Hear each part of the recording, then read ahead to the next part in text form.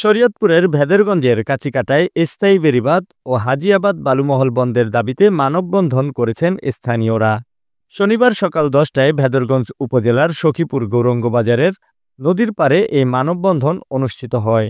এ সময় বক্তারা বলেন, অবৈধ বালখেত ও ড্রেজার দিয়ে রাতের আধারে একটি কুচক্রী মহল বালু উত্তোলন করে আসছে।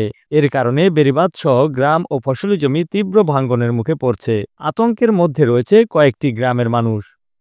আমরা চাই না যে আর এক ফুটা বালু, এক কণা বালু যাতে নদীর থেকে না তোলে, কারণ আমাদের বাড়িঘর ইতিমধ্যে কয়েকবার ভেঙে নিয়ে গেছে।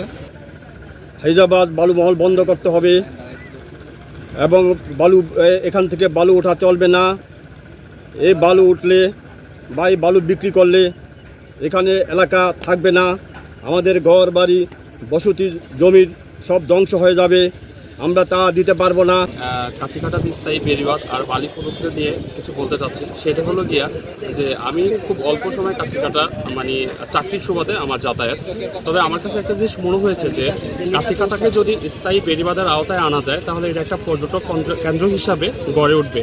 আমরা দূর দূরান্তে মানে ভ্রমণে যাই, কিন্তু আমাদের এই শরীয়তপুরে যে এত সুন্দর লোকেশন আছে, কাছিকাটায় হয়তো বা না থাকলে আমি এটা উপলব্ধি করতে পারতাম না। যেমন আমরা হয়তো কুয়াকাটাতে যাচ্ছি, কক্সবাজার যাচ্ছি, আমরা যে মানে সমুদ্রের যে অনুভূতিটা সেটা আমি কাছিকাটাতে পাচ্ছি।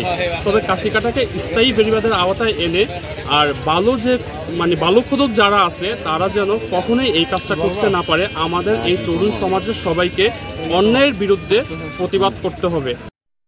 মানববন্ধনে অংশগ্রহণ করেন অধ্যাপক ডাক্তার মুহাম্মদ হোসেন বকাল সহ বিভিন্ন স্কুল কলেজ মাদ্রাসার শিক্ষার্থী সহ সখীপুরের কয়েক গ্রামের মানুষ।